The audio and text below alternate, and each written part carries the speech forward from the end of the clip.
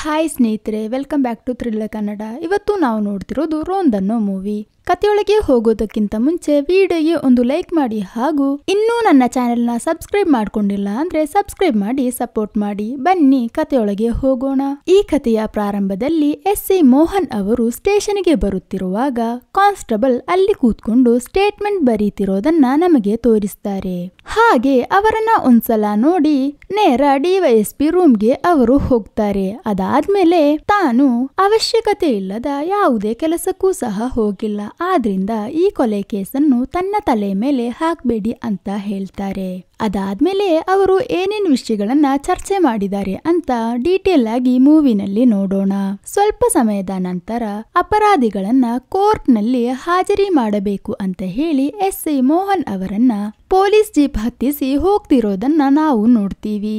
ಅವರು ಜೀಪ್ ನಲ್ಲಿ ಹೋಗ್ತಾ ಇರುವಾಗ ರಸ್ತೆಯಲ್ಲಿ ಎಲ್ಲ ರಕ್ತವಿರುತ್ತದೆ. ಅದನ್ನ ಪೊಲೀಸ್ ಅವರು ತೊಳಿತಾ ಇರ್ತಾರೆ. ಅಲ್ಲಿ ಏನೋ ಸಂಭವಿಸಿದೆ ಅನ್ಸುತ್ತದೆ. ಅದಾದ್ಮೇಲೆ ಕತೆ ಫ್ಲಾಶ್ ಬ್ಯಾಕ್ಗೆ ಹೋಗುತ್ತದೆ. ಮೋಹನ್ ಅವರ ಪೊಲೀಸ್ ಸ್ಟೇಷನ್ ನಲ್ಲೇ ಕಾನ್ಸ್ಟೇಬಲ್ ಆಗಿದ್ದ ದಿಗ್ನಾದ ಅಮ್ಮ, ಹೆಂಡತಿ, ಮಗು ಅಂತ ಅವನದೊಂದು ಚಿಕ್ಕ ಫ್ಯಾಮಿಲಿ ಆಗಿರುತ್ತದೆ. ಅವನ ಮಗಳಿಗೆ ಸ್ವಲ್ಪ ಜ್ವರವಿತ್ತು. ಆ ಸಮಯದಲ್ಲಿ ಅವನಿಗೆ ಪೊಲೀಸ್ ಸ್ಟೇಷನ್ ನಿಂದ ಕಾಲ್ ಬರುತ್ತದೆ. ಅವತ್ತು ಅವನಿಗೆ ನೈಟ್ ಡ್ಯೂಟಿ ಇರುತ್ತದೆ.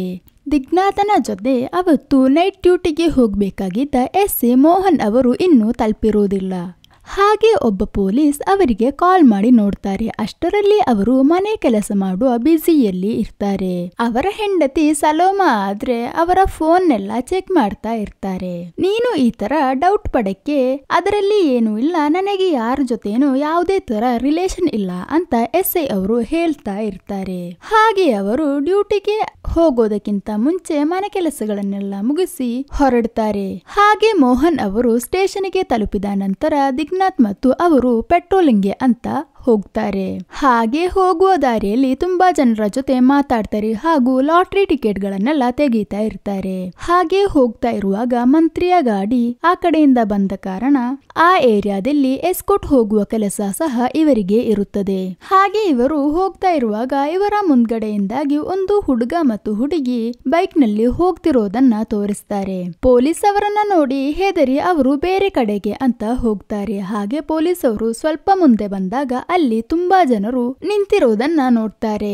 ತುಂಬಾ ಹುಡುಗಿಯರು ಸಹ ಆ ಕಡೆಯಿಂದ ಪಾಸ್ ಆಗ್ತಾ ಇರ್ತಾರೆ. ಆಗ ಕಾನ್ಸ್ಟೇಬಲ್ ಗಾಡಿ ನಿಲ್ಲಿಸಿ, ನೀವು ಯಾಕೆ ಇಲ್ಲಿ ಸೇರಿದೀರಾ, ಇಲ್ಲ ಅಂದ್ರೇನೆ ಇಲ್ಲಿಂದ ಹೋಗ್ತಿರೋ ಹುಡುಗಿಯರನ್ನ ಪಟಾಯಿಸ್ತಿದ್ದೀರಾ ಅಂತ ಈ ಸ್ಥಳಕ್ಕೆ ತುಂಬಾ ಕೇಸ್ಗಳಿವೆ, ಮನೆಗೆ ಹೋಗಿ ಅಂತ ಕಾನ್ಸ್ಟೇಬಲ್ ಹೇಳ್ತಾರೆ. ಹೀಗೆ ಉಪದೇಶ ಮಾಡ್ತಿರೋದನ್ನ ನೋಡಿದ ಎಸ್.ಎ. ಮೋಹನ್ ಅವರು ಗಾಡಿಯಿಂದ ಇಳಿದು ಅವರನ್ನ ಸರಿಯಾಗಿ ಬೈತಾರೆ. ಈ ತರ ಇರುವವರನ್ನ ಉಪದೇಶಿಸಬಾರದು, ಹೆದರಿಸಿ ನಿಲ್ಲಿಸಬೇಕು ಅಂತ ಎಸ್.ಎ. ಕಾನ್ಸ್ಟೇಬಲ್ ಹತ್ರ ಹೇಳ್ತಾರೆ. ಹಾಗೆ ನೈಟ್ ಪೆಟ್ರೋಲಿಂಗ್ ಅನ್ನೋದು ಕ್ರೈಮ್ ನಡೆಯೋದನ್ನ ನೋಡಿ ನಿಲ್ಲುವ ಕೆಲಸವಲ್ಲ, ಕ್ರೈಮ್ ನಡೆಯದೇ ಇರೋಕೆ ನೋಡುವ ಕೆಲಸ. ನಿನಗೆ ಈ ಕೆಲಸಕ್ಕೆ ಆಗಲ್ಲ ಅಂದರೆ ಬೇರೆ ಏನಾದ್ರೂ ಕೆಲಸಕ್ಕೆ ಹೋಗ್ಬಹುದಲ್ವಾ ಅಂತ ಅವನನ್ನ ಸರಿಯಾಗಿ ಬೈತಾರೆ. ಹಾಗೆ ಇವರು ಹೋಗ್ತಾ ಇರುವಾಗ ಇವರಿಬ್ಬರ ಮಧ್ಯೆ ಈ ತರ ಚಿಕ್ಕ ಚಿಕ್ಕ ಆರ್ಗ್ಯುಮೆಂಟ್ಸ್ ಬರ್ತಾ ಇರುತ್ತದೆ. ತುಂಬಾ ದೂರ ತಲುಪಿದಾಗ ಕೆಲವು ಹುಡುಗರು ಹೋಗಿ ಒಂದು ಮನೆಯಲ್ಲಿ ಜಗಳ ಮಾಡ್ತಾ ಇರೋದನ್ನ ಇವರು ನೋಡ್ತಾರೆ. ಪೊಲೀಸ್ ಜೀಪ್ ನೋಡಿದ ತಕ್ಷಣ ಆ ಹುಡುಗರು ಅಲ್ಲಿಂದ ಹೋಗ್ತಾರೆ. ಏನು ಅಂತ ಅನ್ವೇಷಣೆ ನಡೆಸಿದಾಗ ಅವರು ಹೇಳ್ತಾರೆ, ಆ ಹುಡುಗರು ಅರಕಲ್ ಅನ್ನುವ ಫ್ಯಾಮಿಲಿಯವರು. ಆ ಮನೆಯ ಹುಡುಗಿ ಇಲ್ಲಿಯ ಹುಡುಗನ ಜೊತೆ ಓಡಿ ಹೋಗಿದ್ದಾರೆ ಅಂತ ಅವರು ಹೇಳ್ತಿದ್ದಾರೆ. ಆದರೆ ನನ್ನ ಮಗನು ಆತರ ಮಾಡಿಲ್ಲ, ಅವನು ವೈರಿಂಗ್ ಕೆಲಸಕ್ಕೆ ಹೋಗಿದ್ದಾನೆ ಅಂತ ಹುಡುಗನ ತಂದೆ ಹೇಳ್ತಾ ಇರ್ತಾರೆ. ಅವನು ಇವಾಗ ಎಲ್ಲಿರೋದು ಅಂತ ಕೇಳಿದಾಗ ಅರುಣ್ ಎಂಬ ಗೆಳೆಯನ ಜೊತೆ ವೈರಿಂಗ್ ವರ್ಕ್ಗೆ ಹೋಗಿದ್ದಾರೆ ಅಂತ ಹೇಳ್ತಾರೆ. ಹಾಗೆ ಕಾಲ್ ಮಾಡಿ ನೋಡುವಾಗ ಅವನ ಫೋನ್ ಸ್ವಿಚ್ ಆಫ್ ಅಂತ ಬರುತ್ತದೆ. ಎಲ್ಲಾದ್ರೂ ಅವನು ಕಾಲ್ ಪಿಕ್ ಮಾಡಿದ್ರೆ ಅವನ ಜೊತೆ ಆ ಹುಡುಗಿ ಇರೋದಾದ್ರೆ ಇಬ್ಬರು ಸಹ ಸ್ಟೇಷನ್ಗೆ ಬಂದು ಸೈನ್ ಹಾಕಬೇಕು ಅಂತ ಹೇಳ್ಬೇಕು ಅಂತ ಎಸ್.ಎ. ಮೋಹನ್ ಅವರು ಹೇಳ್ತಾರೆ. ಹಾಗೆ ಇವರು ನೈಟ್ ಪೆಟ್ರೋಲಿಂಗ್ ಅನ್ನ ಕಂಟಿನ್ಯೂ ಮಾಡ್ತಾ ಇರ್ತಾರೆ. ಇವರಿಗೆ ವೈರ್ಲೆಸ್ ಮೂಲಕ ಇನ್ಫಾರ್ಮೇಶನ್ ಸಿಗ್ತಾ ಇರುತ್ತದೆ. ಇವಾಗ ಹೇಳುತ್ತಾರೆ, ಒಂದು ಹುಡುಗಿಯ ಮಿಸ್ಸಿಂಗ್ ಕೇಸ್ ಬಂದಿದೆ ಅಂತ. ನೋಡಿದರೆ ಇವಾಗ ಇವರು ನೋಡ್ತಿದ್ದ ನವೀನ್ ಜೊತೆ ಓಡಿ ಹೋದ ಆ ಹುಡುಗಿ ಮಿಸ್ಸಿಂಗ್ ಕೇಸೇ ಆಗಿರುತ್ತದೆ. ಹಾಗೆ ಅವರು ನೇರವಾಗಿ ಅರಕಲ್ ಮನೆಗೆ ಹೋಗ್ತಾರೆ. ನೋಡಿದರೆ ಅಮ್ಮ ಆ ಹುಡುಗರ ಜೊತೆ ಹೇಳ್ತಿದ್ದಾರೆ, ನೀವ್ಯಾಕೆ ಅಲ್ಲಿ ಹೋಗಿ ಜಗಳ ಮಾಡಿದ್ದು, ಆದ್ರಿಂದ ತಾನೇ ಇವಾಗ ಇಷ್ಟೊಂದು ದೊಡ್ಡ ಇಶ್ಯೂ ಆಗಿರೋದು ಅಂತ. ಆ ಮನೆಯಲ್ಲಿರುವ ಮ್ಯಾಥ್ಯೂ ಅಂತ ಒಬ್ಬ ಕೇಸನ್ನ ಕೊಟ್ಟಿರ್ತಾನೆ. ಹಾಗೆ ದಿಗ್ನಾಥ್ ಬಂದು ಇದನ್ನ ಕೇಳುವಾಗ ಅವರು ಹೇಳ್ತಾರೆ, ನಿಜ ಕೇಸ್ ಕೊಟ್ಟಿದೀವಿ, ಆದ್ರೆ ಇವಾಗ ಅವಳು ವಾಪಸ್ ಬಂದ್ಲು ಅಂತ. ಹಾಗಿದ್ದರೆ ಆ ಹುಡುಗಿಯನ್ನ ಒಮ್ಮೆ ಕರೀರಿ, ಅವಳನ್ನ ನೋಡಿ ಕನ್ಫರ್ಮ್ ಮಾಡಿ ನಾವು ಹೋಗ್ತೀವಿ ಅಂತ ಕಾನ್ಸ್ಟೇಬಲ್ ಹೇಳಿದಾಗ ಅವರು ಅದಕ್ಕೆ ಒಪ್ಪೋದಿಲ್ಲ. ಆಕ್ಚುಲಿ ಆ ಹುಡುಗಿ ಅಲ್ಲಿ ಇರೋದಿಲ್ಲ, ಪೊಲೀಸ್ ಅವರಿಂದ ಪಾರಾಗಕ್ಕೋಸ್ಕರ ಅವರು ಸುಳ್ಳನ್ನ ಹೇಳಿರ್ತಾರೆ. ಆದರೆ ದಿಗ್ನಾಥ್ ಇದಕ್ಕೆ ಒಪ್ಪೋದಿಲ್ಲ. ಹಾಗೆ ಅವನು ಮನೆಯೊಳಗಡೆ ಸೇರಕ್ಕೆ ಅಂತ ನೋಡುವಾಗ ಆ ಹುಡುಗರು ಅವರನ್ನ ತಡೀತಾರೆ. ಹಾಗೆ ಅಲ್ಲಿ ಸ್ವಲ್ಪ ದೊಡ್ಡ ಜಗಳವಾಗುತ್ತದೆ. ಈ ಸಮಯದಲ್ಲಿ ಮೋಹನ್ ಅವರು ಒಂದು ಕಾಲ್ ನಲ್ಲಿ ಮಾತಾಡ್ತಾ ಇರ್ತಾರೆ. ಅದಾದ ನಂತರ ಮೋಹನ್ ಅವರು ಬಂದು, ನಿನ್ನ ಕೆಲಸ ಡ್ರೈವರ್ ತಾನೆ, ಅದನ್ನ ಮುಚ್ಕೊಂಡು ಮಾಡು ಅಂತ ದಿಗ್ನಾಥ್ ಅವರನ್ನ ಬೈತಾರೆ. ಆದರೆ ದಿಗ್ನಾಥ್ಗೆ ಇದು ಒಂದು ಚೂರು ಇಷ್ಟವಾಗೋದಿಲ್ಲ, ಯಾಕಂದ್ರೆ ಎಲ್ಲರ ಮುಂದ್ಗಡೆಯಲ್ಲಿ ಇನ್ಸಲ್ಟ್ ಮಾಡ್ತಾರಲ್ವಾ. ಹಾಗೆ SI ಮೋಹನ್ ಅವರು ಆ ಸ್ತ್ರೀಯ ಜೊತೆ ಕೇಳಿದಾಗ ಅವರು ಹೇಳ್ತಾರೆ, ನಿಜ ನನ್ನ ಗಂಡನೇ ಕಂಪ್ಲೇಂಟ್ ಕೊಟ್ಟಿರೋದು, ಆದರೆ ನಮಗೆ ಇವಾಗ ಕಂಪ್ಲೇಂಟ್ ಇಲ್ಲ ಅಂತ. ಮಗಳು ವಾಪಸ್ ಬಂದ್ಲು ಅಂತ ಹೇಳ್ತಾರೆ. ನಿಮಗೆ ಕಂಪ್ಲೇಂಟ್ ಇಲ್ಲ ಅಂದ್ರೆ ಯಾರು ಕಂಪ್ಲೇಂಟ್ ಕೊಟ್ಟಿದ್ದು, ಅವರು ಒಮ್ಮೆ ಬರೆದು ಕೊಟ್ರೆ ಸಾಕು ಅಂತ ಮೋಹನ್ ಅವರು ಹೇಳ್ತಾರೆ. ಇದು ಕೇಳಿ ಆ ಸ್ತ್ರೀ ಒಳಗಡೆ ಹೋಗಿ ತನ್ನ ಗಂಡನ ಜೊತೆ ಜಗಳ ಮಾಡ್ತಾರೆ. ಬೇರೆ ರೀತಿಯಲ್ಲೇ ಇದನ್ನ ಸಾಲ್ವ್ ಮಾಡಬಹುದಿತ್ತಲ್ವಾ, ನೀವು ಯಾಕೆ ಪೊಲೀಸ್ ಅವರನ್ನ ಕರೆದಿದ್ದು ಅಂತ. ಇದರಿಂದ ಊರವರೆಲ್ಲರೂ ಈ ವಿಷಯ ತಿಳಿದು ನಮ್ಮ ಮಾನ ಮರ್ಯಾದೆ ಎಲ್ಲ ಹೋಗುತ್ತದೆ ಅಲ್ವಾ, ಆದ್ರಿಂದ ಮಗಳು ವಾಪಸ್ ಬಂದ್ಲು ಅಂತ ನೀವು ಇನ್ನೊಂದು ಪೆಟಿಷನ್ ಬರೆದು ಕೊಡಿ ಅಂತ ಹೇಳ್ತಾ ಇರ್ತಾಳೆ. ಹಾಗೆ ಬೇರೆ ದಾರಿ ಇಲ್ಲದೆ ಅವರು ಸಹ ಮೋಹನ್ ಅವರ ಹತ್ತಿರ ಹೋಗಿ ಅದೇ ತರ ಬರೆದು ಕೊಡ್ತಾರೆ. ಹಾಗೆ SI ಮೋಹನ್ ಹಾಗೂ ಕಾನ್ಸ್ಟೇಬಲ್ ಅಲ್ಲಿಂದ ಹೊರಡ್ತಾರೆ. ಆ ಸ್ತ್ರೀ ನೋಡಿದರೆ ತನ್ನ ದೊಡ್ಡ ಮಗನಿಗೆ ಕಾಲ್ ಮಾಡಿ ವಿಷಯ ತಿಳಿಸಿ ಅವನು ದುಬೈಯಿಂದ ಬರ್ತಾ ಇರ್ತಾನೆ. ಹಾಗೆ ಏರ್ಪೋರ್ಟ್ ನಲ್ಲಿ ಇಳಿದು ತನ್ನ ಗೆಳೆಯನ ಜೊತೆ ಕಾರ್ನಲ್ಲಿ ಬರ್ತಾ ಇರ್ತಾನೆ. ಹಾಗೆ ಹೋಗ್ತಾ ಇರುವಾಗ SI ಕಾನ್ಸ್ಟೇಬಲ್ ಜೊತೆ, ಈ ತರ ಚಿಕ್ಕ ವಿಷಯಕ್ಕೆಲ್ಲ ನೀನು ಈ ತರ ರಿಯಾಕ್ಟ್ ಮಾಡಬಾರದು, ಅವರಿಗೆ ಕಂಪ್ಲೇಂಟ್ ಇದೆ ಅಂತ ನಾವು ಬಂದ್ವಿ, ಕಂಪ್ಲೇಂಟ್ ಇಲ್ಲ ಅಂದ್ಮೇಲೆ ಅವಶ್ಯಕತೆ ಇಲ್ಲದೆ ಅವ್ರ ಜೊತೆ ಆರ್ಗ್ಯುಮೆಂಟ್ಸ್ ಗೆ ಹೋದ್ರೆ ಅವರು ನಿನ್ನ ಮೇಲೆ ಕಂಪ್ಲೇಂಟ್ ಕೊಡ್ತಾರೆ, ನಿನ್ನ ಕೆಲಸ ಕೂಡ ಹೋಗುತ್ತದೆ ಅಂತ SI ಹೇಳ್ತಾ ಇರ್ತಾರೆ. ಹಾಗೆ ಸ್ವಲ್ಪ ಮುಂದ್ಗಡೆ ಹೋದಾಗ ಒಂದು ಫಾದರ್ನ ಗಾಡಿಗೆ ಒಬ್ಬ ಜೀಪ್ ಗಾರ ಗುದ್ದಿರೋದನ್ನ ಇವರು ನೋಡ್ತಾರೆ. ಹಾಗೆ ಮೋಹನ್ ಅವರು ಇಳಿದು ಬಿಟ್ಟು, ಒಂದು 8,000 to 10,000 ಕೆಲಸ ಇದೆ, ಆ ಜೀಪ್ ನಲ್ಲಿರುವ ಎಲ್ಲರೂ ಕುಡಿದಿದ್ದಾರೆ. ಹಾಗೆ ದಿಗ್ನಾಥ್ ಅವರ ಕೀಯನ್ನ ಹಿಡ್ಕೊಳ್ತಾರೆ. ಅವರನ್ನೆಲ್ಲ ಪೊಲೀಸ್ ಜೀಪ್ಗೆ ಹತ್ಸಕ್ಕೆ ಅಂತ ಮೋಹನ್ ಅವರು ಸಹ ಹೇಳ್ತಾರೆ. ಆಗ ಅದರಲ್ಲಿದ್ದ ಒಬ್ಬ ಹುಡುಗ ಹೇಳ್ತಾನೆ, ಇಲ್ಲಿಯ DYSP ತನ್ನ ಮಾಮ ಅಂತ. ಆದರೆ ಮೋಹನ್ ಅವರು ಇದನ್ನೆಲ್ಲ ಮೈಂಡೇ ಮಾಡೋದಿಲ್ಲ. ಸ್ವಲ್ಪ ಸಮಯ ಗಾಡಿಯಲ್ಲಿ ಕೂರಿಸಿದ ನಂತರ ಮೋಹನ್ ಅವರು ಹೇಳ್ತಾರೆ, ಆ ಫಾದರ್ನ ಗಾಡಿ ಸರಿ ಮಾಡ್ಸಕ್ಕಿರುವ ದುಡ್ಡು ಕೊಟ್ರೆ ಇಲ್ಲೇ ಕೇಸ್ ಕ್ಲೋಸ್ ಮಾಡುವ ಅಂತ. ಹಾಗೆ ಅವರು ದುಡ್ಡು ಕೊಟ್ಟ ಕಾರಣ ಮೋಹನ್ ಅವರು ಕೇಸನ್ನ ಕ್ಲೋಸ್ ಮಾಡ್ತಾರೆ. ಹಾಗೆ ಆ ಹುಡುಗರು ಅಲ್ಲಿಂದ ಹೋದ ನಂತರ SI ಫಾದರ್ ಜೊತೆ ಕೇಳ್ತಾರೆ, ನೀವು ಕುಡಿದಿದ್ದೀರಾ ಅಂತ. ನೋಡಿದರೆ ಫಾದರ್ ಕೂಡ ಸ್ವಲ್ಪ ವೈನ್ ಕುಡಿದಿರ್ತಾರೆ. ಆಗ SI, ಹಾಗಿದ್ರೆ ಇದು ಒಂದು ದೊಡ್ಡ ಪ್ರಾಬ್ಲಮ್ ಆಗುತ್ತೆ, ಆದ್ರಿಂದ ಆ ದುಡ್ಡು ನನ್ನ ಕೈಯಲ್ಲಿ ಇರ್ಲಿ, ನಾನು ಕೇಸ್ ಏನು ತಗೊಳ್ಳಲ್ಲ ಅಂತ. ಅವರ ಗಾಡಿ ಸರಿ ಮಾಡಲು ಅಂತ ಆ ಹುಡುಗರು ಕೊಟ್ಟಿದ್ದ ದುಡ್ಡನ್ನು ಮೋಹನ್ ಲಾಲ್ ಅವರು ನೈಸ್ ಆಗಿ ತನ್ನ ಕೈಗೆ ಕೇಳ್ಕೊಳ್ತಾರೆ. ಇದೆಲ್ಲ ನೋಡ್ತಿದ್ದ ದಿಗ್ನಾಥ್ ಅವರಿಗೆ ತುಂಬಾನೇ ಕೋಪ ಬರುತ್ತದೆ. ಹಾಗೆ ಅವರು ಕೋಪದಲ್ಲಿ ಜೋರಾಗಿ ಡೋರನ್ನ ಮುಚ್ಚುತ್ತಾರೆ. ಮೋಹನ್ ಅವರಿಗೆ ವಿಷಯ ತಿಳಿದು, ನಿನಗೆ ಏನಾದ್ರೂ ಹೇಳಕ್ಕಿದ್ರೆ ಡೈರೆಕ್ಟ್ ಆಗಿ ಮುಖ ನೋಡಿ ಹೇಳ್ಬಹುದಲ್ವಾ ಅಂತ ಕೇಳ್ತಾರೆ. ಆಗ ದಿಗನ್ನಾಥ್, ನಾನು ಈ ತರ ಲಂಚ ಕೇಳ್ಕೊಂಡಲ್ಲ ಪೊಲೀಸ್ ಆಗಿರೋದು ಅಂತ ಹೇಳ್ತಾರೆ. ಇದು ಕೇಳಿದ SI, ನಿನಗೆ ಗೊತ್ತಾ, ಈ ಗಾಡಿ ವರ್ಕ್ಶಾಪ್ಗೆ ಹಾಕಿದಾಗ ಅಲ್ಲಿ ಆದ ದುಡ್ಡು ನನ್ನ ಕೈಯಿಂದ ಕೊಟ್ಟಿದ್ದು, ಅದು ಇನ್ನೂ ಸಹ ನನಗೆ ವಾಪಸ್ಸೇ ಕೊಟ್ಟಿಲ್ಲ. ಅದು ಹೇಗೆ ಸರ್ಕಾರ ನನ್ನ ದುಡ್ಡು ಕೇಳ್ಕೊಳ್ಳೋದು ಅಂತ ನಾನು ಯೋಚನೆ ಮಾಡ್ತಿದ್ದೀನಿ. ನನ್ನ ಕೈಯಿಂದ ಖರ್ಚಾದ ದುಡ್ಡುಗಳೆಲ್ಲ ಈ ತರವಲ್ಲದೆ ನನಗೆ ವಸೂಲಿ ಮಾಡಕ್ಕಾಗಲ್ಲ ಅಂತ ಹೇಳ್ತಾರೆ. ಹಾಗೆ ಅವರು ಒಂದು ಹೋಟೆಲ್ ನಲ್ಲಿ ಊಟ ಮಾಡಕ್ಕೆ ಅಂತ ಹೋಗ್ತಾರೆ. ಅವಾಗ ದಿಗನ್ನಾಥ್ಗೆ ಮನೆಯಿಂದ ಕಾಲ್ ಬರುತ್ತದೆ. ಮಗಳಿಗೆ ಜ್ವರ ಸ್ವಲ್ಪ ಹೆಚ್ಚಾಗಿದೆ, ಇವಾಗ ನಿದ್ರೆ ಮಾಡ್ತಿದ್ದಾಳೆ ಅಂತ ಹೇಳ್ತಾರೆ. ದಿಗನ್ನಾಥ್ ಕೂಡ ಹಾಗೆ ಏನಾದರೂ ತೊಂದರೆ ಇದ್ರೆ ನನಗೆ ತಿಳಿಸ್ಬೇಕು ಅಂತ ಹೇಳಿ ಫೋನ್ ಅನ್ನ ಕಟ್ ಮಾಡ್ತಾರೆ. ಅಷ್ಟರಲ್ಲಿ ಮಂತ್ರಿಗೆ ಎಸ್ಕೋಟ್ ಹೋಗಕ್ಕೆ ಸಮಯವಾಯಿತು. ಹಾಗೆ ಮಂತ್ರಿ ಗಾಡಿಗೆ ಎಸ್ಕೋಟ್ ಹೋಗ್ತಾ ಇರ್ತಾರೆ. ತನ್ನ ಮನದಲ್ಲಿ ತುಂಬಾನೇ ಕೋಪ ಇದ್ದ ಕಾರಣ ದಿಗ್ನಾಥ್ ತುಂಬಾನೇ ಸ್ಪೀಡ್ ನಲ್ಲಿ ಗಾಡಿಯನ್ನು ಓಡಿಸ್ತಾ ಇರ್ತಾನೆ. ಅದಕ್ಕೂ ಸಹ ಮೋಹನ್ ಅವರು ದಿಗ್ನಾಥನ್ನ ತುಂಬಾನೇ ಬೈತಾರೆ. ನಂತರ ಮೋಹನ್ ಅವರು ಮನೆಗೆ ಕಾಲ್ ಮಾಡಿದಾಗ ಅವರು ಕಾಲ್ ಪಿಕ್ ಮಾಡೋದಿಲ್ಲ. ಹಾಗೆ ಇವರು ತುಂಬಾನೇ ಟೆನ್ಷನ್ ಆಗ್ತಾರೆ. ನಂತರ ಅವರು ಕಾಲ್ ಪಿಕ್ ಮಾಡಿ ಮಾತಾಡಿದ್ಮೇಲೆನೆ ಇವರು ಸ್ವಲ್ಪ ರಿಲ್ಯಾಕ್ಸ್ ಆಗ್ತಾರೆ. ನಂತರ ಇವರು ಪೊಲೀಸ್ ಸ್ಟೇಷನ್ಗೆ ತಲುಪ್ತಾರೆ. ಆ ಸಮಯದಲ್ಲಿ SIಗೆ DYSPಯ ಕಾಲ್ ಬರುತ್ತದೆ. ಆ ಮಿಸ್ಸಿಂಗ್ ಆದ ಹುಡುಗಿಯ ಕೇಸ್ ಬಗ್ಗೆ ಮಾತಾಡಕ್ಕೆ ಅಂತ. ಆ ಹುಡುಗಿ ನವೀನ್ ಅಂತ ಒಬ್ಬ ಹುಡುಗನ ಜೊತೆ ಓಡಿ ಹೋಗಿದ್ದಾನೆ ಅಂತನೂ ಅವರು ಇವಾಗ ಅವನ ಗೆಳೆಯ ಅರುಣ್ ಎಂಬವನ ಬಾಡಿಗೆ ಮನೆಯಲ್ಲಿ ಇದ್ದಾರೆ ಅಂತನೂ ಇನ್ಫಾರ್ಮೇಶನ್ ಸಿಕ್ಕಿದೆ ಅಂತ ಹೇಳಿದಾಗ DYSP ಅವರು ಹೆಚ್ಚಿನ ಮಾಹಿತಿಗಳು ಸಿಕ್ಕಿದ್ರೆ ಕಾಲ್ ಮಾಡು ಅಂತ ಹೇಳ್ತಾರೆ. ಇಲ್ಲಿ ನೋಡಿದ್ರೆ DYSP ಅವರು ಅರಕಲ್ ಫ್ಯಾಮಿಲಿಯ ಹುಡುಗರ ಜೊತೆನೆ ಇರ್ತಾರೆ. ಹಾಗೆ ನವೀನ್ ಎಂಬುವನು ತನ್ನ ಗೆಳೆಯ ಅರುಣ್ ಅವನ ಜೊತೆ ಇದ್ದಾನೆ ಅನ್ನೋ ಇನ್ಫಾರ್ಮೇಶನ್ ನ ಅವರಿಗೆ ಹೇಳ್ತಾರೆ DYSP ಅವರು. ಇವಾಗ ಮೋಹನ್ ಅವರು ಸ್ಟೇಷನ್ ನ ಬಾತ್ರೂಮ್ ನಲ್ಲಿ ಇರ್ತಾರೆ. ಅವಾಗ ಒಂದು ಎಮರ್ಜೆನ್ಸಿ ಕಾಲ್ ಬರುತ್ತದೆ. ಮೋಹನ್ ಅವರಿಗೆ ಕಾನ್ಸ್ಟೇಬಲ್ ನಿಗನ್ನಾಥ್ ಜೊತೆ ಹೋಗಕ್ಕೆ ಆಗದ ಕಾರಣ ಸದಾನಂದ ಅನ್ನೋ ಒಬ್ಬ ಪೊಲೀಸನ್ನ ಒಟ್ಟಿಗೆ ಕಳಿಸ್ತಾರೆ. ಒಬ್ಬ ಹುಚ್ಚ ತನ್ನ ಮಗಳನ್ನು ಎಂತದ್ರಲ್ಲೋ ಮುಚ್ಚಿಟ್ಟು ಅಲ್ಲಿ ನಿಂತು ಕಿರ್ಚಾಡ್ತಿದ್ದಾನೆ ಅಂತ ಪಕ್ಕದ ಮನೆಯವರು ಕಾಲ್ ಮಾಡಿ ಹೇಳಿದ ಕಾರಣ ಇವರು ಸಹ ಅಲ್ಲಿಗೆ ಹೋಗ್ತಾ ಇರ್ತಾರೆ. ಹಾಗೆ ಅವರು ಅಲ್ಲಿಗೆ ತಲುಪ್ತಾರೆ. ಮನೆ ಮಹಡಿ ಮೇಲೆ ಆದ ಕಾರಣ ದಿಗ್ನಾಥ್ ಅಲ್ಲೇ ನಿಲ್ತಾನೆ. ಸದಾನಂದ ಅಲ್ಲಿದ್ದ ಪಕ್ಕದ ಮನೆಯವ್ರ ಜೊತೆ ಅಲ್ಲಿಗೆ ಹತ್ಕೊಂಡು ಹೋಗ್ತಾರೆ. ಆದರೆ ಅಲ್ಲಿ ಒಂದು ಬಾವಿ ಇರುತ್ತದೆ.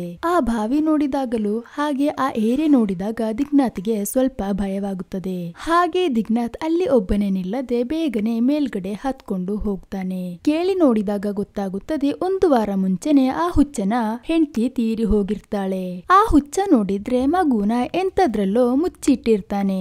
ಎಲ್ಲಿಯೂ ಸಹ ಮಗುವನ್ನ ಹುಡುಕಿ ಕಾಣೋದಿಲ್ಲ. ಮಗು ಅಳೋದು ಮಾತ್ರ ಕೇಳಿಸ್ತಾ ಇರುತ್ತದೆ. ಹಾಗೆ ಮಗುನ ಕಾಪಾಡಕ್ಕೆ ಅಂತ ದಿಗನ್ನಾಥ್ ಮೇಲ್ಗಡೆಗೆ ಹೋಗ್ತಾರೆ. ಅಷ್ಟರಲ್ಲಿ ಹುಚ್ಚ ಕತ್ತಿ ತಗೊಂಡು ದಿಗನ್ನಾಥ್ ನೇರ ಬರ್ತಾರೆ. ಬೇರೆ ಗತಿ ಇಲ್ಲದೆ ಅವರಿಬ್ಬರು ಸಹ ಅಲ್ಲಿಂದ ನೆಲಕ್ಕೆ ಇಳಿಯುತ್ತಾರೆ. ಈ ಹುಚ್ಚರ ಕೇಸ್ ನಾವು ತೆಗೆಯೋದು ಬೇಡ ಅಂತ ಹೇಳಿ ಸದಾನಂದ ಮತ್ತು ದಿಗನ್ನಾಥ್ ಅಲ್ಲಿಂದ ಹೊರಡ್ತಾರೆ. ಆದರೆ ಆ ಮಗುವನ್ನ ಕಾಪಾಡಲು ದಿಗನ್ನಾಥ್ಗೆ ತುಂಬಾನೇ ಆಸೆ ಇರುತ್ತದೆ. ಆದರೆ ಸದಾನಂದ ರಿಸ್ಕ್ ತೆಗೆಯಲು ರೆಡಿ ಆಗಿರಲಿಲ್ಲ. ಬೇರೆ ದಾರಿ ಇಲ್ಲದೆ ದಿಗನ್ನಾಥ್ ಕೂಡ ಸದಾನಂದ ಹೇಳೋದನ್ನ ಕೇಳಬೇಕಾಗುತ್ತದೆ. ಹಾಗೆ ಅವರು ಸ್ಟೇಷನ್ಗೆ ತಲುಪ್ತಾರೆ. ಆಗ ಸ್ವಲ್ಪ ಮಲಗಿದ ನಂತರ ಮೋಹನ್ ಅವರು ಬಂದು ಏನಾಗಿತ್ತು ಕೇಸ್ ಅಂತ ಕೇಳ್ತಾರೆ. ದಿಗನ್ನಾಥ್ ವಿಷಯ ಹೇಳಿದಾಗ ಮೋಹನ್ ಅವರಿಗೆ ಕೋಪ ಬಂದು ಆ ಮಗುವನ್ನ ಆ ಸ್ಥಿತಿಯಲ್ಲಿ ಬಿಟ್ಟು ನೀವು ಯಾಕೆ ವಾಪಸ್ ಬಂದಿದ್ದು, ಬೇಗನೆ ಗಾಡಿ ತೆಗೀರಿ ಅಂತ ಹೇಳ್ತಾರೆ. ಹಾಗೆ ಫೈರ್ ಫೋರ್ಸ್ ಅವರನ್ನ ಕರೆದು ದಿಗನ್ನಾಥ್ ಮತ್ತು ಮೋಹನ್ ಅವರು ಸೇರಿ ಆ ಹುಚ್ಚನ ಮನೆಗೆ ಹೋಗ್ತಾ ಇರ್ತಾರೆ. ಹಾಗೆ ಫೈರ್ ಫೋರ್ಸ್, ದಿಗನ್ನಾಥ್, ಮೋಹನ್ ಎಲ್ಲರೂ ಸೇರಿ ಆ ಹುಚ್ಚನ ಕಣ್ ತಪ್ಪಿಸಿ ಹೇಗೋ ಆ ಮನೆಯೊಳಗಡೆ ಸೇರ್ಕೊಳ್ತಾರೆ. ಮೋಹನ್ ಅವರು ಮಗುವನ್ನ ಕಾಪಾಡಿ ಹೊರಗಡೆ ಬರ್ತಾರೆ. ಅವರು ಕತ್ತಿ ಎಸೆದಾಗ ಆ ಹುಚ್ಚ ಕತ್ತಿ ಎಸೆದಾಗ ಏನೋ ಪುಣ್ಯದಿಂದ ನಮ್ಮ ದಿಗನ್ನಾಥ್ ಬಚಾವಾಗಿರ್ತಾನೆ. ಒಂದು ನಿಮಿಷ ಅವನು ತನ್ನ ಮರಣವನ್ನು ನೋಡಿದ ಹಾಗೆ ಆಗುತ್ತದೆ. ಅಷ್ಟೊಂದು ಅವನು ಹೆದರಿರ್ತಾನೆ. ಅದಾದ್ಮೇಲೆ ಮೋಹನ್ ಅವರು ಒಂದು ಸ್ಮಶಾನಕ್ಕೆ ಹೋಗ್ತಾರೆ. ಜನನ ಮತ್ತು ಮರಣ ಒಂದೇ ದಿನ ಇರುವ ಒಂದು ಮಗುವಿನ ಸ್ಮಶಾನವಾಗಿತ್ತು. ಅದು ಮೋಹನ್ ಅವರ ಮಗುನೇ ಅಂತ ಅವರ ಕಣ್ಣಿನಿಂದ ನಾವು ತಿಳ್ಕೋಬಹುದು. ಒಂದು ಮಗು ನಷ್ಟವಾದ ಬೇಸರದಿಂದನೇ ಇಲ್ಲಿ ಇನ್ನೊಂದು ಮಗುನ ಕಾಪಾಡೋ ಮನಸ್ಸು ಇವರು ತೋರಿಸಿರ್ತಾರೆ. ಹಾಗೆ ಅವರು ಪುನಃ ತುಂಬಾ ದೂರ ಹೋಗ್ತಾ ಇರ್ತಾರೆ. ಅವಾಗ ಜೋರಾಗಿ ಮಳೆಯೆಲ್ಲ ಬರ್ತಾ ಇರುತ್ತದೆ. ಮೋಹನ್ ಅವರು ಹೇಳ್ತಾರೆ, ನಮಗೆ ಕಾಕತೋಡು ಅನ್ನೋ ಪ್ಲೇಸಿಗೆ ಹೋಗಿ ಬರೋಣ ಅಂತ. ಒಂಚೂರು ಇಷ್ಟ ಇಲ್ಲದಿದ್ದರೂ ಬೇರೆ ದಾರಿ ಇಲ್ಲದೆ ದಿಗನ್ನಾಥ್ ಅಲ್ಲಿಗೆ ಗಾಡಿ ಓಡಿಸ್ತಾ ಹೋಗ್ತಾ ಇರ್ತಾರೆ. ಆದರೆ ಮೋಹನ್ ಅವರು ಅಲ್ಲಿಗೆ ಹೋಗ್ತಿರೋದು ಅಲ್ಲಿರುವ ಒಂದು ಮಾವಿನ ಮರದಿಂದ ಹಣ್ಣು ಹೆರ್ಕಕ್ಕೋಸ್ಕರ. ಆ ಹಣ್ಣು ತನ್ನ ಹೆಂಡತಿಗೆ ತುಂಬಾನೇ ಇಷ್ಟ. ಅಲ್ಲಿಂದ ಗಾಡಿ ತಗೊಂಡು ಹೋಗುವ ದಾರಿಯಲ್ಲಿ ನೋಡಿದರೆ ಕಾಣೆಯಾದ ಹುಡುಗಿಯ ಸಹೋದರ ದುಬೈಯಿಂದ ಬಂದು ರಸ್ತೆಯಲ್ಲಿ ಯಾರ ಜೊತೆನೋ ಮಾತಾಡ ಮಾತಾಡ್ತಿರೋದನ್ನ ನಮಗೆ ತೋರಿಸ್ತಾರೆ. ಪೊಲೀಸ್ ಅವರನ್ನ ನೋಡಿದ ತಕ್ಷಣ ಇವರು ಮೊಬೈಲ್ ಅನ್ನೆಲ್ಲ ಬಚ್ಚಿಟ್ಕೊಂಡು 2 ಕವರ್ ತಗೊಂಡು ಕೈನಲ್ಲಿ ಇಟ್ಕೊಳ್ತಾರೆ. ನೀವು ಈ ರಾತ್ರಿಯಲ್ಲಿ ಇಲ್ಲಿ ಏನು ಮಾಡ್ತಿದ್ದೀರಾ ಅಂತ ಕೇಳಿದಾಗ, ನಾನು ದುಬೈಯಿಂದ ಬರ್ತಾ ಇದ್ದೀನಿ, ಇಲ್ಲಿ ಒಬ್ಬರಿಗೆ ಒಂದು ಪಾರ್ಸೆಲ್ ಕೊಡ್ಬೇಕಾಗಿತ್ತು ಅಂತ ಹೇಳ್ತಾರೆ. ಹಾಗೆ ಎಸ್.ಎ. ಮೋಹನ್ ಅವರು ಅವರನ್ನ ತುಂಬಾ ಕ್ವಶನ್ ಮಾಡಿ ಅವರ ಡೀಟೇಲ್ಸ್ ಅನ್ನೆಲ್ಲ ಕೇಳಿ ಮೊಬೈಲ್ ನಂಬರ್ ಅನ್ನ ಕೇಳ್ಕೊಳ್ತಾರೆ. ಅವನ ದುಬೈ ನಂಬರ್ ಆಗಿರುತ್ತೆ ಇವನು ಪೊಲೀಸ್ಗೆ ಕೊಟ್ಟಿರುವುದು. ಹಾಗೆ ಅವನ ಬಾರ್ಡಿಂಗ್ ಪಾಸ್ ಅನ್ನೆಲ್ಲ ಚೆಕ್ ಮಾಡಿ ಇವತ್ತು ಸಂಜೆನೆ ಅವನು ಬಂದಿರೋದು ಅಂತ ಕನ್ಫರ್ಮ್ ಮಾಡ್ಕೊಳ್ತಾರೆ. ಜುನು ಅಂತ ಆಗಿರುತ್ತದೆ ಆ ಹುಡುಗನ ಹೆಸರು. ಇವರು ಇಲ್ಲಿ ಕ್ವಶನ್ ಮಾಡ್ತಾ ಇರುವಾಗಲೇ ಕಂಟ್ರೋಲ್ ರೂಮ್ ನಿಂದ ಒಂದು ಆಕ್ಸಿಡೆಂಟ್ ಆಗಿದೆ ಅಂತ ಹೇಳಿ ಕಾಲ್ ಮಾಡಿ ಹೇಳ್ತಾರೆ.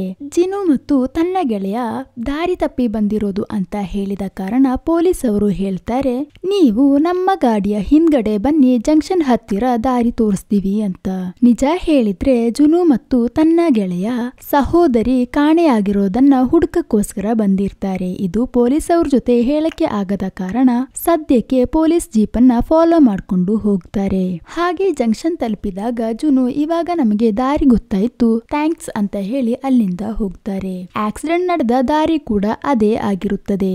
ಕಂಟ್ರೋಲ್ ರೂಮಿಗೆ ಕಾಲ್ ಮಾಡಿ ಹೇಳ್ತಾರೆ, ಆಕ್ಸಿಡೆಂಟ್ ನಡೆದಿರೋದು ಇಲ್ಲಿನೇ, ಆದ್ರೆ ಇಲ್ಲಿ ಬೈಕ್ ಮಾತ್ರ ಇದೆ, ಬೇರೆ ಯಾರನ್ನು ಕಾಣಿಸ್ತಾ ಇಲ್ಲ ಅಂತ.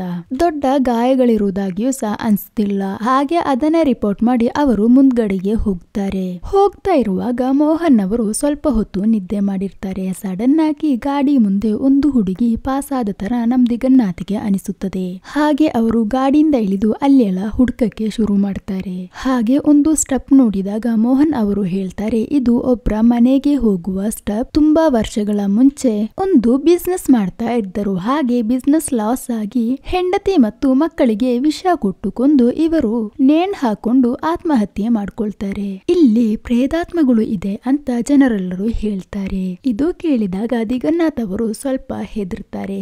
ಏನಿದ್ದರೂ ನೀನು ಒಳಗಡೆ ಸೇರಿ ನೋಡು ಅಂತ ಎಸ್.ಐ ಹೇಳಿದಾಗ ಅದು ಬೇಕಾ ಅಂತ ಕೇಳ್ತಾರೆ. ಮತ್ತೆ ಬೇಡ್ವಾ, ನೀನ್ ತಾನೇ ಹುಡುಗಿನ ನೋಡಿದೀನಿ ಅಂತ ಹೇಳಿರೋದು, ಹೋಗಿ ನೋಡು ಅಂತ ಎಸ್.ಐ ಪುನಃ ಹೇಳ್ತಾರೆ. ಅದು ಅಲ್ಲದೆ ಆ ಪ್ರದೇಶದಲ್ಲಿರುವ ಹಲವಾರು ಜನರು ಆತ್ಮಹತ್ಯೆ ಮಾಡಕ್ಕೂ ಸಹ ಇಲ್ಲಿಗೆನೆ ಬರ್ತಾರೆ. ಬೇರೆ ದಾರಿ ಇಲ್ಲದೆ ದಿಗನ್ನಾಥ್ ಕೂಡ ಒಳಗಡೆ ಹೋಗಿ ನೋಡ್ತಾರೆ. ಅಲ್ಲಿ ಅವನು ಯಾರನ್ನೂ ಸಹ ನೋಡೋದಿಲ್ಲ. ಸಡನ್ ಆಗಿ ಅಲ್ಲಿದ್ದ ಒಂದು ಮಿರರ್ ನಲ್ಲಿ ಒಂದು ಹುಡುಗಿ ನಿಲ್ಲೋದಾಗಿ ಅವನಿಗೆ ಕಾಣಿಸುತ್ತದೆ. ಇದು ನೋಡಿದ ದಿಗನ್ನಾಥ್ ಹೆದರಿ ಅಲ್ಲಿಂದ ಓಡ್ತಾನೆ. ಓಡೋ ಮಧ್ಯೆ ಇವನು ಜಾರಿ ಬಿದ್ದು ತಲೆಗೆ ಏಟಾಗುತ್ತದೆ. ಅವನ ಪ್ರಜ್ಞೆ ಸಹ ತಪ್ಪಿರುತ್ತದೆ. ಇದು ನೋಡಿದ ಮೋಹನ್ ಅವರು ಸ್ವಲ್ಪ ಹೆದರ್ಕೊಳ್ತಾರೆ. ಒಂದು ವಿಧದಲ್ಲಿ ನೀರೆಲ್ಲ ಚಿಮುಕಿಸಿ ಅವನಿಗೆ ಪ್ರಜ್ಞೆ ಬಂದಾಗ ಅವನ ಜೊತೆ ಇವರು ಸಹ ಒಳಗಡೆಗೆ ಹೋಗ್ತಾರೆ. ದಿಗನ್ನಾಥ್ ಹೇಳ್ತಿದ್ದಾನೆ, ತಾನು ಒಂದು ಹುಡುಗಿನ ನೋಡಿದೀನಿ ಅಂತ, ಅದು ಮೋಸ್ಟ್ಲಿ ದೆವ್ವ ಆಗಿರಬಹುದು ಅಂತ ಹೇಳಿ ಇವನು ಹೆದರಿ ಓಡಿರ್ತಾನೆ. ನೋಡಿದರೆ ಅದು ದೆವ್ವ ಏನಲ್ಲ, ಅವಾಗ್ಲೇ ಮಿಸ್ಸಿಂಗ್ ಕೇಸ್ ನಲ್ಲಿ ಒಂದು ಹುಡುಗಿ ಇದ್ಲಲ್ವಾ, ಅವಳೇ ಆಗಿರ್ತಾಳೆ. ಅವಳ ಹುಡುಗ ಸಹ ಅವಳ ಜೊತೆನೆ ಇರ್ತಾಳೆ. ಹಾಗೆ ಅವಳ ಜೊತೆ ಡೀಟೇಲ್ಸ್ ಕೇಳಿದಾಗ ಅವರಿಗೆ ಗೊತ್ತಾಗುತ್ತದೆ ಇವಳೆ ಅರಕ್ಕಲ್ ಫ್ಯಾಮಿಲಿಯಿಂದ ಓಡಿ ಹೋದ ಹುಡುಗಿ ಅಂತ. ಆದರೆ ಆ ಹುಡುಗನ ಹೆಸರು ರೋಷನ್ ಅಂತ ಆಗಿರುತ್ತದೆ. ಅದು ಅಲ್ಲದೆ ಇವರು ಸಂಜೆ ಪೆಟ್ರೋಲಿಂಗ್ ಗೆ ಇಳಿದಾಗ ಇವರ ಮುಂದ್ಗಡೆಯಿಂದ ಪಾಸ್ ಆಗಿದ್ದ ಬೈಕ್ ಇವ್ರದೇ ಆಗಿರುತ್ತದೆ. ಆದರೆ ಈ ಹುಡುಗಿಯ ಮನೆಯವರು ಅನ್ಕೊಂಡಿರೋದು ಇವಳು ನವೀನ್ ಜೊತೆ ಓಡಿ ಹೋಗಿರೋದು ಅಂತ. ಹಾಗೆ ನವೀನ್ ನಿನಗೆ ಯಾರಾಗ್ಬೇಕು ಅಂತ ಕೇಳಿದಾಗ ಅವನು ನನ್ನ ಬೆಸ್ಟ್ ಫ್ರೆಂಡ್, ಅವನೇ ನಮಗೆ ಓಡಿ ಹೋಗಕ್ಕೆ ಹೆಲ್ಪ್ ಮಾಡಿರೋದು, ನನ್ನ ಮನೆಯಿಂದ ಇವನ ಹತ್ತಿರ ಕರ್ಕೊಂಡು ಬಂದು ಬಿಟ್ಟಿದ್ದು ಅವನೇ ಅಂತ ಹೇಳ್ತಾಳೆ. ಆದ್ರಿಂದನೇ ಇವಳು ನವೀನ್ ಜೊತೆ ಓಡಿ ಹೋಗಿರೋದು ಅಂತ ಅವಳ ಮನೆಯವರು ಅನ್ಕೊಂಡಿರೋದು. ಹಾಗೆ ಸದ್ಯಕ್ಕೆ ಅವರನ್ನ ಪೊಲೀಸ್ ಸ್ಟೇಷನ್ಗೆ ಕರ್ಕೊಂಡು ಹೋಗ್ತಾರೆ. ಅಲ್ಲಿಂದ ನಾಳೆ ಕೋರ್ಟ್ ನಲ್ಲಿ ಹಾಜರು ಮಾಡಬೇಕು ಅಂತ. ಅದರ ನಡುವೆ ದಿಗನ್ನಾಥ್ನ ಮಗಳಿಗೆ ಜ್ವರ ಜಾಸ್ತಿಯಾಗಿ ಅವನ ವೈಫ್ ಅವನಿಗೆ ಕಾಲ್ ಮಾಡ್ತಾಳೆ. ಇದು ಕೇಳಿದ ಮೋಹನ್ ಅವರು ಹೇಳ್ತಾರೆ, ಹಾಗಿದ್ದರೆ ಬೇಗನೆ ನಾವು ಮನೆಗೆ ಹೋಗುವ ಅಂತ. ಹಾಗೆ ಅವರು ಮನೆಗೆ ಹೋಗಿ ಹೆಂಡತಿ, ಅಮ್ಮ ಮತ್ತು ಮಗಳನ್ನ ಕರ್ಕೊಂಡು ನೇರ ಹಾಸ್ಪಿಟಲ್ಗೆ ಹೋಗ್ತಾರೆ. ಇವರೆಲ್ಲರೂ ಪೊಲೀಸ್ ಜೀಪ್ ನಲ್ಲಿ ಬಂದು ಹಾಸ್ಪಿಟಲ್ ಹತ್ತಿರ ಇಳಿದಾಗ ಅಲ್ಲಿದ್ದ ಇಬ್ಬರು ಹೇಳ್ತಾರೆ, ಯಾವುದೋ ರೈಡ್ ನಲ್ಲಿ ಸಿಕ್ಕಾಕೊಂಡಿರುವ ಮಹಿಳೆಯರು ಆಗಿರಬಹುದು ಅಂತ ಹೇಳ್ತಾರೆ. ಮಗುವಿನ ಅವಸ್ಥೆ ನೋಡಿ ಮೋಹನ್ ಅವರಿಗೆ ತುಂಬಾನೇ ಬೇಸರವಾಗುತ್ತದೆ. ಮೋಹನ್ ಅವರು ದಿಗನ್ನಾಥ್ಗೆ ಹೇಳ್ತಾರೆ, ನೀನು ಮಗು ಹತ್ತಿರನೇ ನಿಂತ್ಕೋ ಅಂತ. ಹಾಗೆ ದಿಗನ್ನಾಥ್ ಒಂದ್ಸಲ ಹೊರಗಡೆ ಇಳಿದಾಗ ಅಲ್ಲಿದ್ದ ಇಬ್ಬರು ಬಂದು ಕಾನ್ಸ್ಟೇಬಲ್ ಜೊತೆ ಕೇಳ್ತಾರೆ ಇವರಿಬ್ಬರು ಯಾವ ಲಾಡ್ಜ್ ನಿಂದ ಸಿಕ್ಕಾಕೊಂಡಿರೋದು ಅಂತ. ಇದು ಕೇಳಿ ಕೋಪ ಬಂದ ದಿಗ್ನಾಥ್ ಇದು ನನ್ನ ಹೆಂಡತಿ ಮತ್ತು ಅಮ್ಮ ಅಂತ ಹೇಳ್ತಾರೆ. ಅಲ್ಲಿಗೆ ಬಂದ ಮೋಹನ್ ಕಾನ್ಸ್ಟೇಬಲ್ ನ ಒಳಗಡೆ ಕಳಿಸಿ ಅವರಿಬ್ಬರನ್ನ ಕರ್ಕೊಂಡು ಹೊರಗಡೆ ಬರ್ತಾರೆ. ನಮ್ಮ ಊರಿನಲ್ಲಿ ನಾಳೆ ಒಂದ್ ಸಮಯ ಬಂದಾಗಿ ನಿನ್ನ ಅಮ್ಮ ಸಹೋದರಿ ಅಥವಾ ಮಗಳು ಗಾಡಿ ಸಿಗದೆ ನಿಲ್ಲುವಾಗ ಪೊಲೀಸ್ ಅವರು ಡ್ರಾಪ್ ಮಾಡಿದ್ರೆ ಅವರನ್ನ ನೋಡಿ ಸಹ ನೀನು ಇದನ್ನೇ ಹೇಳ್ತೀಯ ಅಂತ ಮೋಹನ್ ಕೇಳ್ತಾರೆ. ಹಾಗಿರುವಾಗ ಪುನಃ ಕಂಟ್ರೋಲ್ ರೂಮ್ ನಿಂದ ಕಾಲ್ ಬರುತ್ತದೆ, ಒಂದು ಎಮರ್ಜೆನ್ಸಿ ಕೇಸ್ ಇದೆ ಅಂತ ಹೇಳಿ. ಒಂದು ಸ್ತ್ರೀ ಆತ್ಮಹತ್ಯೆಗೆ ಟ್ರೈ ಮಾಡಿದ್ದಾಳೆ, ಅದು ಅಲ್ಲದೆ ಅವಳೊಬ್ಬಳು ಡಿಪ್ರೆಷನ್ ಪೇಷಂಟ್ ಅಂತಾನೂ ಹೇಳ್ತಾರೆ. ಇದು ಕೇಳಿದಾಗ ಮೋಹನ್ ಅವರು ಪುನಃ ಟೆನ್ಷನ್ ಆಗ್ತಾರೆ. ಹಾಗೆ ಬೇಗನೆ ಅವರು ಅಲ್ಲಿಂದ ಹೋಗ್ತಾರೆ. ಆದರೆ ಇವರು ತಲುಪುವಷ್ಟರಲ್ಲಿ ಅವರು ಆತ್ಮಹತ್ಯೆ ಮಾಡ್ಕೊಂಡಿರ್ತಾರೆ. ಅದು ಅಲ್ಲದೆ ಆ ರೂಮ್ ನಲ್ಲಿ ಒಂದು ಮಗು ಸಹ ಇರ್ತದೆ. ದುಬೈನಲ್ಲಿದ್ದ ತನ್ನ ಗಂಡನಿಗೆ ವಿಡಿಯೋ ಕಾಲ್ ಮಾಡಿಬಿಟ್ಟು ಇವರು ಆತ್ಮಹತ್ಯೆ ಮಾಡ್ಕೊಂಡಿರ್ತಾರೆ. ಕಥೆಯ ಕೊನೆ ಭಾಗವನ್ನು ಇನ್ನೊಂದು ಪಾರ್ಟ್ ನಲ್ಲಿ ಅಪ್ಲೋಡ್ ಮಾಡಿದ್ದೀನಿ. ಇಲ್ಲಿಯವರೆಗೂ ನನ್ನ ಕತೆ ಇಷ್ಟವಾದ ಸ್ನೇಹಿತರು ಈ ವಿಡಿಯೋಗೆ ಒಂದು ಲೈಕ್ ಮಾಡಿ, ಸಬ್ಸ್ಕ್ರೈಬ್ ಮಾಡಿ ಹಾಗೂ ಸ್ನೇಹಿತರಿಗೆ ಶೇರ್ ಮಾಡಿ. ಆ ವಿಡಿಯೋದ ಲಿಂಕ್ ಕಮೆಂಟ್ ಬಾಕ್ಸ್ ಹಾಗೂ ಡಿಸ್ಕ್ರಿಪ್ಷನ್ ಅಲ್ಲಿ ಕೊಟ್ಟಿರ್ತೀನಿ, ಇವಾಗಲೇ ಹೋಗಿ ನೋಡಿ.